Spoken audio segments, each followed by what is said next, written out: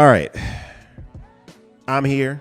I'm JT. Over there, it's that man Ice. And this is episode 9 of the Trust Me Not Expert podcast, where we bring you our hot, smoldering, smoking takes on the NBA, NFL, and anything else that's on our brains. Why? Because we're experts, and you should trust us, even though we're not experts. It's not smoking hot. It's a little fiery. We did a little pregame meeting, and I heard your takes. There's a little smoke on them, and we're gonna get into it. I'm real excited to hear. Let's just go and get it started. Ice. When I look at the NBA right now, which as a whole or as a whole, okay. You know, we break them in halves. Right. On the East, I'm like, I know who's got a great shot at going to the finals. Clear cut. We got, say it with me now, Milwaukee, and then we got Boston. Yeah. All right, those teams, hella deep, hella talented, and they're playing in a cohesive manner. And there's a definitive gap between the talent and the level of play that's below them. Hell, even the level of coaching. Yeah. Now on the West, this is where you and I differ. I can't call it. I find that it's completely murky. And you was like, no, I got some teams. Who you got? Top 3 right now, even in the standings: Phoenix, Memphis, New Orleans.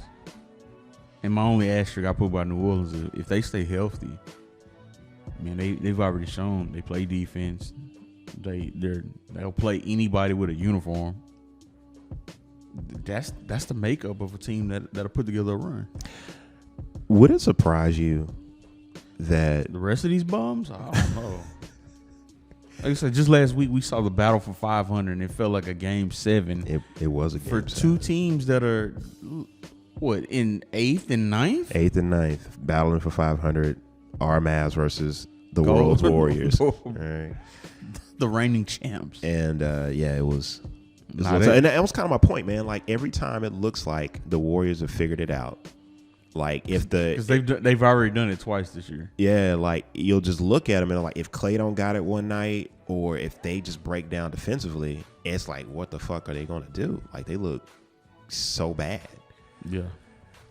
And bad's a strong word, but you get what I'm saying. Like they don't look like a top team. Nah, they don't look like a champion. Right. And that was really my point, man. Like you were kind of high on New Orleans, as you should be, but I think they're like a year away. Like here's a question I ask you. Like, do you think that this time next year, or not even this time next year, finals next year, would you be surprised if they were representing the West? New Orleans? Yeah. No. Exactly. Because the talent is just there. Right. And yeah. they're so deep. Right. Now that everybody knows this is a shooter's league, man, that's all you got to do is get hot at the right time. It's kind of scary, though, because for them, like, any given night, like, they're not playing with, like, some of their best talent, and they're still competing at a high level. Right. It's kind of awesome to see. Because they do still compete on both ends of the court, unlike majority of teams in the NBA right now. They don't play both ends. I'll outscore you before I stop you. Right. And we all know when come playoff time, everybody can score. It's really about who can play some defense. Yeah, who can play some defense. Do you think that these other teams that you named got that pedigree like that? Like you talked about Phoenix. Like I'm gonna push back on Phoenix. Like I just saw that game, and I don't think Chris Paul can play 10 weeks straight come spring. All right, you know me personally, all right? I do. You see me at my lowest. I fucking hate Chris Paul. So my basketball savant eyeballs aren't calling Phoenix a good team because of Chris Paul. And you know that. But if you want to play devil's advocate in the room, fine, be my guest. Yeah. It's the coaching. Yeah. And it's the superstar power that has been unleashed by the Kardashian curse. Oh, God. So you like, it does have nothing to do with Chris Paul. It's the Kardashian curse on book. He's released. Oh, man. I don't know, man. Like, to me, like when I saw that team, I saw a team that needed a point guard, and their backup point guards weren't it, bro. Like at all. Okay, you saw them play possibly the worst game of the season. Their worst game of the season. Right, because you also saw them beat us the first game of the season. Barely. And Chris Paul wasn't a big contributor to that game at all. Yeah, but he controlled the pace. I mean, like, there's something to be said about competent ball handling. You know what I'm saying? When you're not giving the ball to the Mavericks, because you know we will take that ball. You know what I'm saying? And that's exactly what I saw. I was like, we were just taking the rock from them niggas. You know what I'm saying? To be fair, that's what we do now. I don't know if you know, but we are top 5 in steals. Yeah, if I'm not mistaken.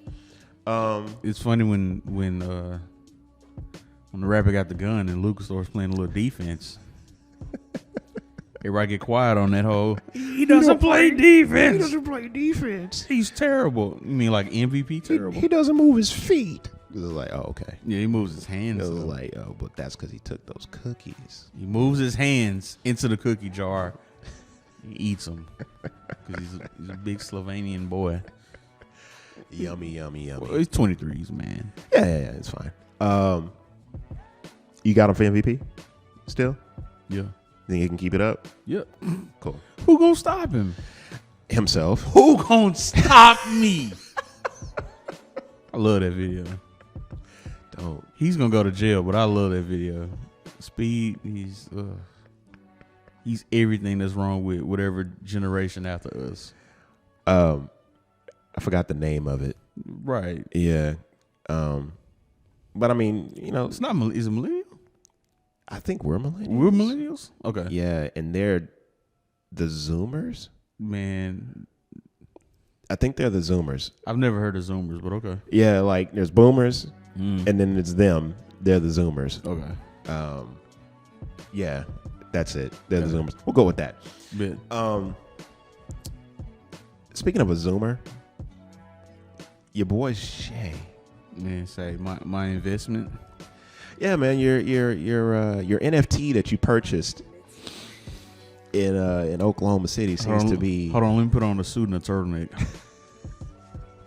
All right. It seems to be popping off so much that I think Shay's a lock to be a reserve guard in the West. If he don't get into the All-Star game, that's a big snub. Is it though? Because we do this all the time. It's a huge snub, and it's a lot of talent, especially in the West when it comes to the guard position. He's on top. He's on top of the talent though. Not on top of all the talent. He's not better than Luka. I'm not putting him better than Book. I'm not putting him better than Steph. Ja. No, I'm not putting him better than that. How many reserves we got left? Even like one more spot, maybe 2. Shit, he's one of them. How many spots is for the in the reserve spots for guards? I don't know. I think it's 6. I don't know. It's a guard game, but he needs to be in one of them spots, regardless. Who's all right outside of them 5? Who's better than him? I gotta think about it. Anthony Edwards? Nah, I mean Minnesota's really not. All right, we talked about this early in episode 1. Like Minnesota it works on paper. We did, you know, like on paper it works good. Right. Oh shit, Dame been hurt. Doesn't matter, man. Dame's back. Dame getting outplayed by Anthony Simons. It's just because he's not playing. But thank you for proving me right. I think I agree with you. When this time come February, he'll play a lot more than he has prior, and he'll be good. And he'll just magically be better than Shea. Who is? I think he'll take. Look, keep in mind we're talking about all-star slots, and that doesn't mean that someone's better. That just means that consensus felt like they were better. You know what I'm saying? There will be some snubs. All right, so I'm not really talking about consensus. I'm talking about. I thought we were talking about all-star. Are you changing the argument? No, I'm talking about who's better, top to bottom, in the guard spot. That's a different question, and I would agree with you on that. As of right now, yeah, I'll pick Shea. So you're talking about just for the All-Star? Yeah. Man, fucking Dame fuck around start. That's how ridiculous the All-Star be. Not starting, bro. Let's not. let's not be egregious here. That's how ridiculous the All-Star be, bro. Did you get my point though? Like, oh yeah, he could be snubbed, but he should get in. Okay, I get your point. Just because that's how bad the All-Star selecting is of the bench. It was half fan and half coach. Wait, no, it's you don't even know. It's what is it? 40%? Google it. I think it's 40%. Don't make me lie fan, to you. 40% coach, and like 10% players, some shit like that. Did you Google it? I'm not Googling. It's not. It's bro. It's not even January. I'm not Googling. It's so bad. It's not worth Googling. I'm not Googling yet. I'll Google come January when it matters. I don't think it's a true answer to how they come up with it, because so many times they got it wrong. Well, that's the thing. Like, and then they try to fix it with like the injury reserve replacement shit. Well, that's the thing. Like, it's not the way that they do it now. It's all like broken down in different compartments now, so it's not all just one thing. You know what I'm saying? Here, I'll look it up now. Let's get it right live. You know, that's how I Google. NBA All-Star voting process. Fuck around be. Yeah, D-Lo's the best backup due to the metrics.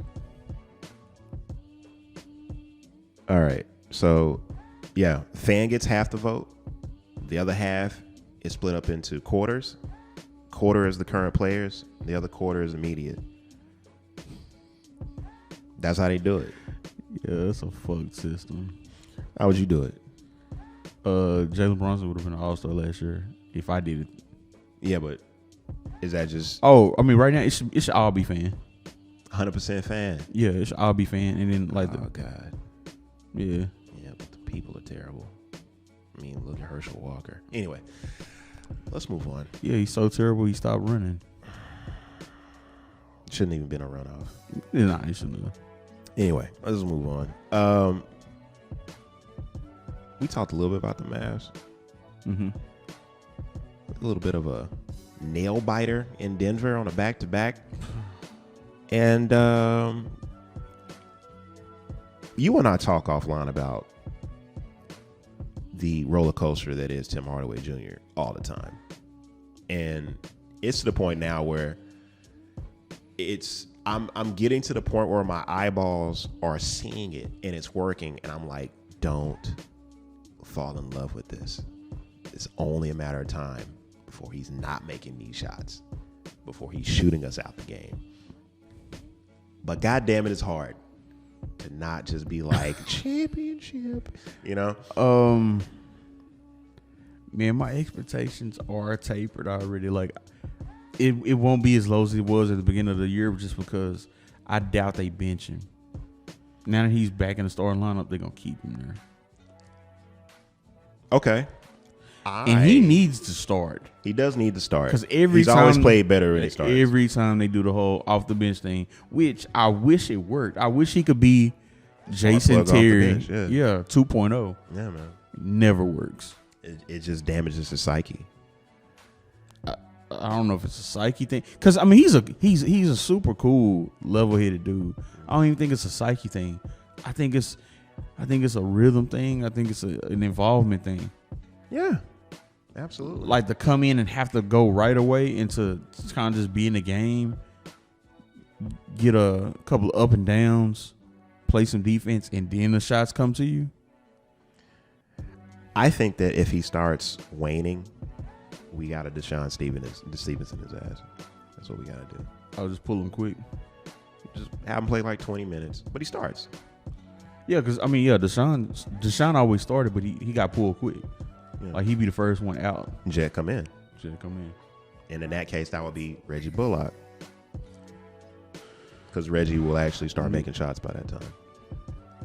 What day is it? I'll be looking for it. I've been on Twitter looking for the actual day. It's just January. Just wait, January. All right. Got it. He'll start shooting like 40% around January from the three. Jaden Hardy needs minutes. He'll get minutes the minute this team continues to blow teams out. Mm-mm. Yeah, man. He needs baby minutes. What does baby minutes look like? Is that 5? Is that 10? I mean, like a short leash, 4-minute run in the first half, and depending on like get him in the first half, see where he's at. 4 minutes. So he's taking your son's minutes? Fuck no, he taking Reggie Bullock's minutes. Reggie doesn't come in now, bro. I don't want the way the rotation works. It's the guard rotation is your son comes in. Okay, according to you and Twitter, he needs to get those minutes until Reggie starts playing in January. Then he should be playing in the second quarter. Then fine by me. Cool. I'm just making sure that you know. I knew first quarter rotation. I knew. I watched the games. Like Josh took those minutes now. I watched the games. Your Australian son from down under. That's my boy. I told you that a long time ago. I was like, yo, he needs minutes. Now he's getting them. You liked his athleticism, his strange athleticism. No, what really opened me up right before we traded KP, it was one of them games where they said Luka, or he was either going through protocol. It was the 10 assist game, and I was just like, yeah, that was cool. Oh, he sees basketball, and he can shoot, and he been able to shoot. It's just under Rick, like he kind of forgot how to shoot or something. I don't know what happened because he was shooting in college. Anyway, good CD's doing well, and the game against the Phoenix Suns I actually went to. Right. And I had 2 things of note. One, Mavericks fans are really into this rivalry. It's a new thing. Like it's embraced. The amount of funny shirts where like it's like Luka holding baby Booker, or it's an outline of that infamous shot in Game 7 of last year where Luka's looking up at Booker and we're up 30. Like that's printed on T-shirts at the game now. And it's the most comical thing ever because I don't see that level of enthusiasm with any other team. Nah. And I need one of those shirts. I do. And I'm a Book fan. I still need one of those shirts. Need one of those shirts, man. You know what else I saw at the game? Stars. Right next to the Phoenix Suns coaching bench was a couple Cowboys. Mm-hmm. A gunman, if you will, because he's not a player. Stop calling him that. Hey, man, that dude was super icy and super old. That's speculation. And he did not look like any of the Cowboys. Look. I was like, he's not somebody's uncle. Your eyes didn't lie to you, but you can't. That's not cool to call him the gunman. He's the dude with the gun. That's not cool. But Odell, young Beckham Jr. You know what happened? He's not young anymore. You know what happened? We were so up that game, the crowd started shouting, OBJ. I'm not lying. What? Yeah. To the point where I think I cut the game off. They put the camera on him, and the announcer was like, "Hey, what are you doing here?" And he was like, "I don't know." It was great, man. Is that just the star power he commands now? Apparently, first of all, like all the beat writers are there, just to kind of. Because we thought it was gonna be a good game. Not just for the game, but like there were NFL beat writers there. Because the word on the street was like, yo, he's here. He wants to go to the game. They're going to take him. I think they said Dak was in the box.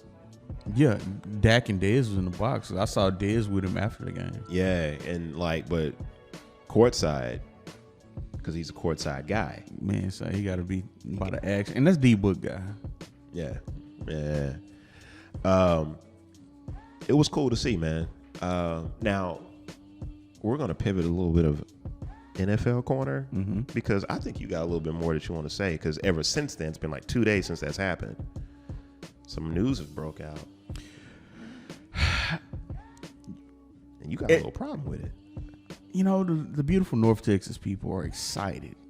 All right. A whole chant for OBJ. Right. This is a New York Giant by all counts. You know yeah, for the most part of his career, been a Giant. Here's the thing, though, bro. Dallas is hot. They're surging. I think they can catch Philly. We need all the help we can get. We need receivers. We on the outside, because baby boy CD. Listen, CD. Look, all it's going to do is help you. You'll get open more. You'll get open more. Because they got to respect someone else they put on the outside. Gallup, guess what? This will help you. Hey, man, all those curl routes that you be running, they'll be even easier now. Yeah, they won't sit on top of them. So, with that being said, we know help is on the way. We know help is possibly here in the form of a man with blonde hair. Why would Jerry go ahead? Hair's black now, by the way. Yeah. Why would Jerry go ahead and leak the health information talking about he wouldn't be ready to help the team until 2023? Now, granted, we're a month away from 2023. But from a season standpoint, initially it was November 1st, he's ready. We're into December. Yeah. We're in the first week of December. So if he signs, are you saying he won't be able to help until playoffs? So hold on, Ice. This is a little bit of tea that you're spilling right now. Right. Are you saying that shrewd man known as Jerry Jones has put a little blood in the ocean water, man, for Odell Beckham's return to the NFL? Right.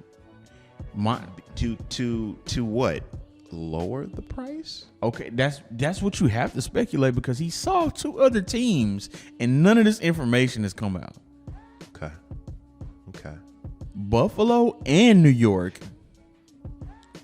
Okay. And now the fucking owner of all people was like, well, I talked to the doctors.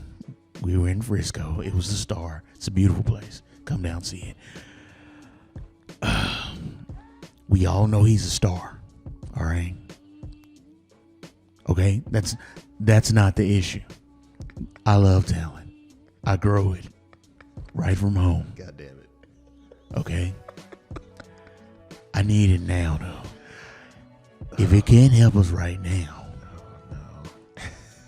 I don't know if I'm invested. That's what the motherfucker said. Verbatim. Jerry, were you in here at our podcast? Did you call in? Jerry, I heard it. I heard it verbatim, bro. Wow, everyone. Jerry Jones, everybody. Chill. Oh, yeah. Yeah. Oh, man. That's not cool. So, yeah, we have to speculate. Put the blood in the deal to lower the number. Do you think it's actually notable because two other teams did not put this news out? No.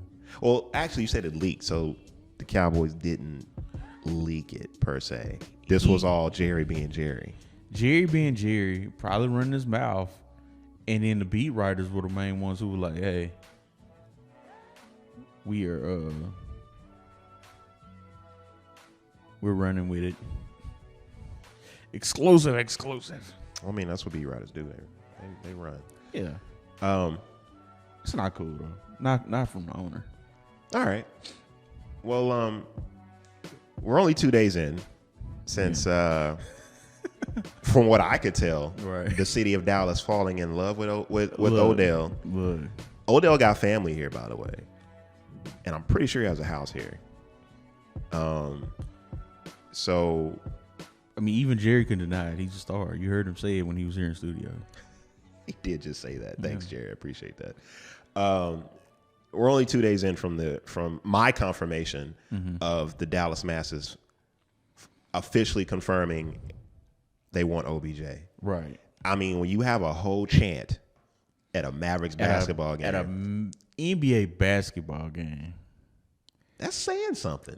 Give the people what they want, Jerry. I mean, the game was pretty much in hand, but it was still plenty of time left. And I was like, yo, this chant is a little premature. I need us to focus on the game. Oh, it was premature. Like, granted, that game got out of hand, but it was premature. it did get out of hand. I think around the time the chant happened, it was like early third quarter, so we were like only up like 18. Yeah, I was about to say like 19. It's plenty of time, you know. Which it teetered down to 13 a couple of times.